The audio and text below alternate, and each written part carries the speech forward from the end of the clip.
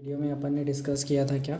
अपन ने डिस्कस किया था इंसुलिन के बारे में, ह्यूमन इंसुलिन कैसे बनता है उसको, है ना, उसके बारे में डिस्कस किया था। हम पहुंचे थे जीन थेरेपी में, ठीक है। हम पढ़ रहे थे जेनेटिक इंजीनियरिंग के कुछ एप्लीकेशंस, है ना, मेडिसिनल फील्ड में।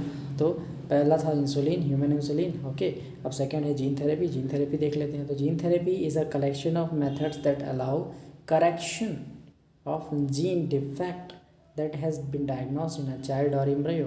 किसी भी चाइल्ड या उसके किसी भी एम्ब्रियो में अगर कोई जेनेटिक डिफेक्ट हमें पता चलता है तो उसे करेक्ट करने का जो टेक्निक होता है उसे जीन थेरेपी कहते हैं, ठीक है। सबसे पहला इन 1990 में एक 4 साल की लड़की, है ना, first clinical gene therapy was given to a 4 year old girl, ठीक है, जो कि लड़ रही थी किससे? एडेनोसिन डीएमिनेज डिफिशियंसी से, ठीक है।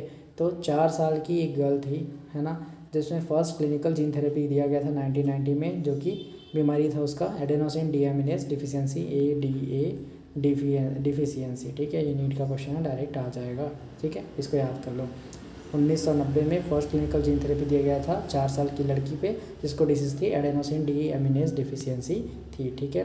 This enzyme crucial for the immune system, ठीक है। ये एंजाइम बहुत ज़्यादा ज़रूरी है इम्यून सिस्टम के फंक्शन के लिए। अगर ये नहीं होगा तो इम्यून सिस्टम अच्छे से फंक्शन नहीं करेगा, बहुत वीक हो जाएगा, ठीक है। The disorder cause due to the deletion of gene that code for the adenosine deaminase, यानी कि ये डिसीज़ हुआ क्यों था? क्योंकि एक जीन जो है जो कोड करता है एडेनोसिन डीएमिनेज के लिए, वो डिलीट हो गया था, ठीक है, डिलीशन की वजह से। अब डिलीशन कैसे होता है? म्यूटेशन की वजह से, क्लियर, ठीक है। In some children ADA deficiency can be cured by bone marrow transplantation, है ना, where as in others it can be treated by enzyme replacement therapy, but दोनों के दोनों जो है वो कम्प्लीटली क्यूरेटिव नहीं है, ठीक है। अब जीन थेरेपी ये होता है, एंजाइम रिप्लेसमेंट क्या होता है? एंजाइम रिप्लेसमेंट थेरेपी क्या होता है? At first step this gene therapy in the first step of this gene therapy, the lymphocytes from the blood of the patient, है ना, lymphocytes जो थे पेशेंट के, उसको ब्लड से निकाला गया, ठीक है। lymphocytes from the blood of the patients are taken out and grown in the culture medium outside the body. now functional ADA, यानी कि एक फंक्शनल ADA एडेनोसिन डीएमिनेज डाला गया, है ना, एडेनोसिन डीएमिनेज डाला गया विद कॉम्प्लीमेंट्री डीएनए, जो कि, है ना, कॉम्प्लीमेंट्री डीएनए के साथ। और वेक्टर कौन सा यूज़ किया गया? रेट्रोवायरस वेक्टर यूज़ किया गया, ठीक है। अब कॉम्प्लीमेंट्री हुआ, है ना, adenosine deaminase functional ADA complementary हुआ इस रेट्रोवायरस के साथ, ठीक है। उसके बाद हमने क्या किया? उसको इंट्रोड्यूस कराया, दिस रेडीमेड जो लिम्फोसाइट हमने प्रिपेयर किया था उसको रिटर्न किया पेशेंट के अंदर, ठीक है। इससे थोड़े समय के लिए वो क्या होगा, पेशेंट जो है थोड़े समय के लिए थोड़ा सा रिकवर हो गया, ठीक है।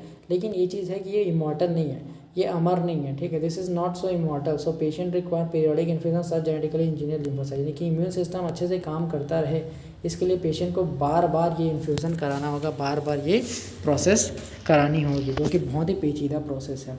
अब नोट क्या करना है? फॉर परमानेंट ट्रीटमेंट, इसका परमानेंट ट्रीटमेंट कैसे होगा? For permanent treatment the gene isolated from the marrow cells that produces ADA should be introduced in the cells at early embryonic stage. अगर इसी प्रोसेस को अर्ली एम्ब्रियोनिक स्टेज पे किया जाए तो ये परमानेंटली ट्रीट हो सकता है ना। उसके बाद करा जाएगा तो कभी ठीक नहीं होगा, ठीक है। अब इसके आगे हम मॉलिक्यूलर डायग्नोसिस करते हैं। जैसे कोरोना के टाइम में हमने RT-PCR वगैरह बहुत सारी चीज़ें सुनी थी, ठीक है, कि किसी भी डिसीज़ को, मतलब कि कौन सी डिसीज़ हुई है, ये सब जानने के लिए हम कोई ना कोई तो मतलब टेस्ट कराते हैं ना, जैसे PCR, RT-PCR जो हुआ था ना, वो सारी प्रोसेस। तो वैसे ही कुछ प्रोसेस होती हैं जिससे कि हम डायग्नोसिस बनाते हैं, है ना, कि कौन सी डिसीज़ फ्यूचर में इसको हो सकती है, ठीक है। तो the technique that I use for early diagnosis for the disease are recombinant DNA technology, ठीक है। एक PCR होता है, एक ELISA होता है। तो PCR क्या होता है? पॉलीमरेज चेन रिएक्शन होता है। ELISA क्या होता है? एंजाइम्ड लिंक्ड इम्यूनोसॉर्बेंट, ऐसे होता है, फुल फॉर्म पूछ सकता है, ठीक है। तो पहले PCR देख लो। It amplifies the genetic material of the pathogen, ये पैथोजन की जेनेटिक मटेरियल को एम्पलीफाई करता है और एस्टिमेट करता है that what will be the symptoms it will cause in the future, and this way it helps in the early diagnosis. It generally used for the diagnosis of AIDS and cancer. देखो मान लो कोई cancerous cell है या ads का patient है ना, उसको पता नहीं अभी एड्स हो, चेकअप कराने आए, तो उसके एक सेल के जेनेटिक मटेरियल को डायग्नोस किया जाएगा, है ना। अब पीसीआर क्या करेगा, एम्पलीफाई करेगा उसके जेनेटिक मटेरियल को, बताएगा फ्यूचर में ये क्या कर सकता है, इससे क्या दिक्कत हो सकती है, ठीक है। बताया था पीसीआर का मतलब मल्टीपल कॉपीज़ बनाना होता है। तो इसी टेक्निक की मदद से क्या करें, जेनेटिक मटेरियल को बहुत ज़्यादा एम्पलीफाई करेगा, जिसकी वजह से हम पता चल जाएगा फ्यूचर में इसके क्या सिम्टम्स हो सकते हैं। इससे पता चल सकता है कि एड्स वगैरह, कैंसर वगैरह के लिए क्या दिक्कत हो सकती है आगे जाके। क्लियर है, यानी कि आगे जाके इसको एड्स होगा या कैंसर होगा, ये सारे इसमें पता चल सकते हैं, ठीक है। तो पर्टिकुलर किस चीज़ के लिए कैसा टेस्ट होता है, ये पीसीआर में पता चल जाएगा, ठीक है। अलग अलग डिसीज़ के लिए अलग अलग पीसीआर होते हैं। क्लियर है जी। जेनेटिक मटेरियल को ही वो एकदम ज़्यादा क्या करेगा, मल्टीप्लाई करेगा और बताएगा कि सिम्टम इसमें फ्यूचर में क्या होंगे, यही पीसीआर का काम है, ठीक है। अब दूसरा एक मेथड है एलिसा। एलिसा क्या होता है, एंजाइम लिंक इम्यूनोसॉर्बेंट ऐसे होता है, ठीक है, इसका फुल फॉर्म है, ठीक है। It is based on the principle of antigen antibody interaction. ये किस पे बेस्ड है, एंटीजन एंटीबॉडी इंट्रैक्शन पे बेस्ड है, ठीक है। अब क्या होता है इसमें, infection by pathogen can be detected by the presence of antigens, protein, glycoproteins etcetera, ठीक है। यानी कि इन्फेक्शन जो हुआ है पेशेंट को, है ना, उसको डिटेक्ट कैसे करेंगे, infection by pathogen can be detected by the presence of antigens, जो एंटीजन्स प्रेजेंट है, प्रोटीन, ग्लाइकोप्रोटीन्स एक्सेट्रा जो हैं, है, और by detecting the antibody synthesize against the pathogen. यानी कि देखो बॉडी के अंदर कौन सा एंटीजन घुसा है, यानी कि प्रोटीन, ग्लाइकोप्रोटीन, कौन सा प्रोटीन या ग्लाइकोप्रोटीन या एंटीजन घुसा है, उससे पता लगा सकते हैं कि कौन सा ये डिसीज़ होने वाला है, या फिर एंटीबॉडीज़ जो उसके अगेंस्ट बना है। यानी कि अगर IgE एंटीबॉडी बना है तो ये कंफर्म है कि ये एलर्जिक रिएक्शंस कॉज करेगा, ठीक है। तो इससे पता चल सकता है कि एंटीबॉडी कौन सी बनी है, उससे पता चल सकता है कि डिजीज़ कौन सी है। तो यही एलिसा की टेक्निक है, यानी कि एंटीजन एंटीबॉडी इंटरेक्शन के ऊपर ये बेस्ड होता है। क्लियर। अब नोट क्या करना है, छोटा सा नोट है कि एक सिंगल स्ट्रैंडेड DNA और RNA जो कि टैग्ड होता है with radio active molecule is called probe. Directly ऐसे ही याद कर लो, नीट में ऐसे ही आएगा, ए सिंगल स्ट्रैंडेड DNA और RNA tagged with the radio active molecule is called a probe, ठीक है। अब प्रोब क्या होता है, probe is use to hybridize with the complementary DNA to check that the gene is mutated और not, ठीक है। क्योंकि म्यूटेटेड जीन जो होता है वो not appear in the photographic film because probe never complementary with the mutated gene. देखिए probe एक ऐसा टेम्पलेट है जो कि कभी भी म्यूटेटेड जीन्स के साथ या म्यूटेटेड सीक्वेंस के साथ कभी भी कॉम्प्लीमेंट्री नहीं करता, ये शुद्ध चीज़ों के साथ ही कॉम्प्लीमेंट्री करता है। यानी कि अगर प्रोब कॉम्प्लीमेंट्री नहीं करता, बेस पेयर नहीं करता किसी टेम्पलेट के साथ, इसका मतलब ये टेम्पलेट क्या है, म्यूटेटेड है, ठीक है। तो इसे पता चल सकता है कि इसमें म्यूटेशन हुआ है या नहीं। सिंपल सी बात है कि probe is use to hybridize complementary DNA to check that gene is mutated और नॉट, क्योंकि mutated gene will not appear on the photographic film because probe never complementary with the mutated gene, ठीक है। Second question देख लेते हैं सीधा, ठीक है। तो क्वेश्चन कौन से आए हैं, पहला question, the first human hormone produce by recombinant DNA technology is the Humulin, यानी कि ह्यूमन इंसुलिन, ठीक है। इंसुलिन भी बोलो, ह्यूमुलिन भी बोलो, कोई दिक्कत नहीं है। 1990 में देखो, the which kind of therapy is given to 4-year-old girl in 1990 with adenosine deaminase deficiency is what, gene therapy. Direct NEET का क्वेश्चन है। क्लियर है जी। एक और क्वेश्चन देखते हैं, the 2 polypeptides of the human insulin are linked together by disulphide bridges या disulphide bonds. Clear. अब आगे हम ट्रांसजेनिक एनिमल्स को देखते हैं। देखो जी, ट्रांसजेनिक एनिमल्स क्या होते हैं, animals that have their DNA manipulated या इंसर्टेड टू प्रोसेस और express an extra foreign gene known as transgenic animals, है ना। Almost 95% of the transgenic animals are mice. देखो ट्रांसजेंडर मतलब क्या होता है, देखो एक मेल होता है ना, एक मेल होता है, एक फीमेल होता है ना। इनसे अलग जो एक्स्ट्रा मटेरियल शो करता है, एक्स्ट्रा फीचर शो करता है, जो फीमेल और मेल का मिक्सचर होता है, उसे हम ट्रांसजेनिक कहते हैं। यानी कुछ नया, कुछ यूनिक, कोई स्पेसिफिक चीज़ होता है उसमें, तो उसे हम ट्रांसजेनिक कहते हैं। कुछ बदलाव की वजह से उसे ट्रांसजेनिक कहते हैं। वैसे ही DNA को इंसर्ट करने के बाद जो ऑर्गेनिजम्स में या एनिमल्स में चेंजेस आते हैं, तो उन्हीं चेंज्ड एनिमल्स को हम बोलते हैं ट्रांसजेनिक एनिमल्स। और इसके लिए हम क्लिनिकल ट्रायल्स के लिए, है ना, वैक्सीन की सेफ्टी टेस्टिंग के लिए, इन सब के लिए यूज़ करते हैं माइस का। तो ऑलमोस्ट 95% जो ट्रांसजेनिक एनिमल्स हैं वो माइस है, चूहे हैं, ठीक है। तो यूज़ ऑफ ट्रांसजेनिक एनिमल्स कहाँ कहाँ होते हैं पहले ये देख लेते हैं। तो first normal physiology development like insulin formation, insulin को फॉर्मेशन किया अपन ने, ठीक है। उसके बाद टेस्टिंग करेंगे कि चूहे पे काम कर रहा है या नहीं, तो उस चीज़ के लिए यूज़ करते हैं। Second point study of disease, cancer, cystic fibrosis, Alzheimer, rheumatoid arthritis, ठीक है, ऑटोइम्यून डिसीज लाइक, है ना, are studied in transgenic animals to understand and innovate new methods to treatment, new method मतलब ट्रीटमेंट के नए नए मेथड जानने के लिए भी इसका यूज़ किया जाता है। द थर्ड वन जो कि नीट के प्रोस्पेक्टिव से बहुत इंपॉर्टेंट है, तो इसका क्या है, बायोलॉजिकल प्रोडक्ट्स बनाने के लिए, जैसे कि transgenic animal use to produce human protein alpha 1 antitrypsin, human protein जिसका नाम है alpha 1 antitrypsin that is use to treat emphysema, ठीक है। एम्फाइसीमा के ट्रीटमेंट के लिए human protein alpha 1 antitrypsin use किया जाता है, ठीक है। And similar attempts taken for the treatment of phenylketonuria and cystic fibrosis, यानी कि एम्फाइसीमा अल्फा 1 एंटीट्रिप्सिन के ट्रीटमेंट के लिए ह्यूमन प्रोटीन को यूज़ किया जाता है, और कुछ वैसे ही चीज़ों को फेनिलकीटोन्यूरिया और सिस्टिक फाइब्रोसिस को ठीक करने के लिए भी किया जाता है। तो 1997 में फर्स्ट ट्रांसजेनिक काउ जो रोजी थी, जिसका नाम रोजी था, इसने प्रोड्यूस किया एक human protein enriched milk, human protein enriched milk जिसमें 2.4 ग्राम्स पर लीटर जो है वो प्रोटीन था, ह्यूमन प्रोटीन यानी कि अल्फा 1 एंटीट्रिप्सिन प्रोटीन था, ठीक है। 2.4 ग्राम प्रोटीन इसमें इसके पर लीटर दूध में था, जिसका नाम था रोजी, काऊ का नाम था, फर्स्ट ट्रांसजेनिक काऊ था, ठीक है, 1997 में बनाया गया था।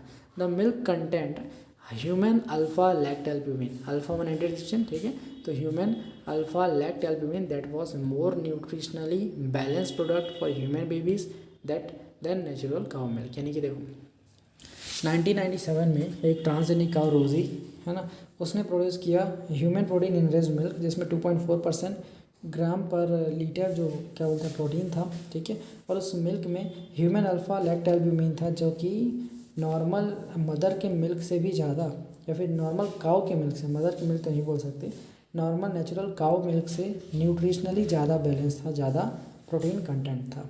क्लियर है, ये इंपॉर्टेंट है, ठीक है। पूछा जा सकता है अल्फा 1 एंटीट्रिप्सिन किसके लिए ट्रीटमेंट के लिए यूज़ किया जाता है, एम्फाइसीमा के लिए, ठीक है।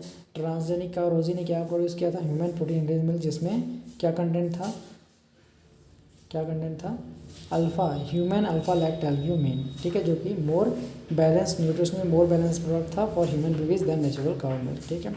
चौथा जो है वो वैक्सीन सेफ्टी है, चौथा जो है वैक्सीन सेफ्टी के लिए यूज़ किया जाता है, ठीक है जी। वैक्सीन की सेफ्टी के लिए यूज़ किया जाता है, जैसे कि transgenic mice are use for it, जैसे कोरोना का वैक्सीन बना था तो उसको पहले चूहों पे, माइस पे ट्राई किया गया था, उसके बाद है ना ह्यूमन्स पे ट्राई किया गया, ठीक है। इसी कोई भी वैक्सीन ऐसी बनती है तो ट्रांसजेनिक माइस पे ही ट्राई किया जाता है, तो वैक्सीन सेफ्टी के लिए भी इसे यूज़ किया जाता है। Chemical safety testing, testing of toxicity of drugs, किसी ड्रग को दिया गया, कोई नया ड्रग बनाया गया, उसको टेस्ट किया गया माइस के ऊपर, ठीक है, पहले माइस के ऊपर टेस्ट किया जाता है, अगर वो नहीं पट गया, मर गया, तो उस ड्रग को बैन कर दिया जाता है, ठीक है, समझ रहे हो, ठीक है। इतना ही चीज़ है। अब एथिकल इशूज़ जो है लास्ट टॉपिक है ना, एक और टॉपिक है बायोपायरेसी, इसके बाद खत्म हो जाएगा चैप्टर। तो एथिकल इशू क्या है, some regulations and some ethical standards are required to evaluate the morality of all human activities that might help और हार्म द लिविंग ऑर्गेनिजम्स, यानी कि देखो हम ट्रांसजेनिक एनिमल्स बना रहे हैं तो सारे के सारे ऑर्गेनिज्म को कोई ट्रांसजेनिक मत बना दे, ऐसी क्रूल बिहेवियर कोई मत करे, इसके लिए भी कुछ रेगुलेशंस बनाए गए हैं, उसी को हम एथिकल इश्यूज़ में पढ़ते हैं, ठीक है। तो उसके लिए इंडियन गवर्नमेंट ने एक ऑर्गेनाइजेशन सेट किया जिसका नाम है जीएक, जेनेटिक इंजीनियरिंग अप्रूवल कमेटी, ठीक है, फुल फॉर्म इसका पूछता है नीट में मेनली, ठीक है। ये क्या करता है, this make decisions regarding validity of the GM genetically modified research and the safety of introducing genetically modified organisms for public services, ठीक है। अब यहाँ पे कुछ इंपॉर्टेंट पॉइंट्स देखते हैं, है ना, उसके बाद ख़त्म करते हैं, फिर कुछ क्वेश्चंस देखते हैं। तो पहला, in India 2 lakh varieties of rice, है ना, was there on some years ago, but now India में has only more than 50,000 genetically different strains of rice. पहले इंडिया में 2 लाख से भी ज़्यादा वेराइटीज़ थे राइस के, बट अब 50,000 से ज़्यादा नहीं बचे हैं, ठीक है, डिफरेंट स्ट्रेन्स ऑफ राइस।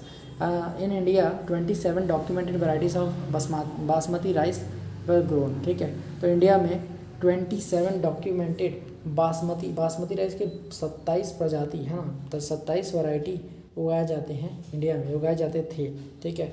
लेकिन तीसरा क्या है, US company cross Indian basmati with semi डॉफ variety और क्लेम किया कि एक नई वैरायटी हमने बना दी और पेटेंट करा लिया इंडियन बासमती के इन इतने सारे वेराइटीज़ को, ठीक है, और हम रह गए धरे के धरे, ठीक है जी। अब बायो पायरेसी देखते हैं लास्ट टर्म, ऐसा यूएस किया है ना, चोरी चकारी, तो ऐसा कोई ना, वही चीज़ जो करते हैं ना उसी को बायो पायरेसी कहते हैं। तो बायो पायरेसी क्या है, विदाउट परमिशन बायो रिसोर्स की चोरी करना, जो कि यूएस ने किया बासमती के केस में। तो बायो पायरेसी क्या है, it is the use of bio resources by the multinational companies like US and other organisation without proper authorisation, यानी कि मंजूरी from the countries and people concern without compensatory payment, बिना payment दिए, बिना मर्जी के, विदाउट परमिशन बायो रिसोर्सेज की चोरी करना, है ना, एंड यूज़ करना और पेटेंट करा लेना खुद में, ठीक है, ऐसा है। तो इसी को बायो पायरेसी कहते हैं। इसी के साथ चैप्टर ओवर होता है। कुछ नोट देख लो, eukaryotic proteins can be prepared by prokaryotic cells. देखो यूकैरियोटिक प्रोटीन क्या है, इंसुलिन। इंसुलिन को हमने प्रोड्यूस किया, प्रिपेयर किया बाय प्रोकैरियोटिक सेल, यानी कि, है ना, रिकॉम्बिनेंट डीएनए टेक्नोलॉजी से ई कॉली बैक्टीरिया के अंदर हमने उसे प्रोड्यूस किया था। तो क्यों प्रोड्यूस कर पाए, क्योंकि जेनेटिक कोड्स यूनिवर्सल होते हैं, ठीक है। एक जीन जो कोड कर रहा है अमीनो एसिड के लिए, वही चीज़ कोड करेगा उसके लिए, ठीक है। और इंसुलिन क्या है, प्रोटीन है। प्रोटीन किससे बनता है, अमीनो एसिड से बनता है। अमीनो एसिड किससे बनता है, कोडॉन से बनता है, कोड से बनता है। तो जब जेनेटिक कोड यूनिवर्सल है तो अमीनो एसिड को भी एक कोड करेगा, और जब अमीनो एसिड सेम है तो प्रोटीन भी सेम होगा, और प्रोटीन सेम है मतलब इंसुलिन तो बन ही जाएगा। क्लियर है, ये चीज़ है भाई, ठीक है। Last question, which body of government in India, है ना, regulates the GM research and safety of introducing GM organism for public service. कौन सा है इसमें से, जीएक, जेनेटिक इंजीनियरिंग अप्रूवल कमेटी।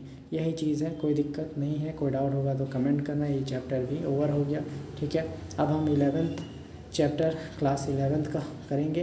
पूरा प्लांट फिजियोलॉजी खत्म करने के बाद फिर से 12th में आएंगे। 13 से चैप्टर से लेके 16 चैप्टर कंप्लीट करेंगे। देन फिर 12th में जाके ह्यूमन फिजियोलॉजी को ख़त्म करेंगे, और पूरा का पूरा हमारा सिलेबस ख़त्म हो जाएगा। क्लियर जी, कोई डाउट तो कमेंट करना, अच्छा लगे तो लाइक करना, और मिलते हैं अदर वीडियो में। चलो तब तक के लिए जय हिंद, जय भारत।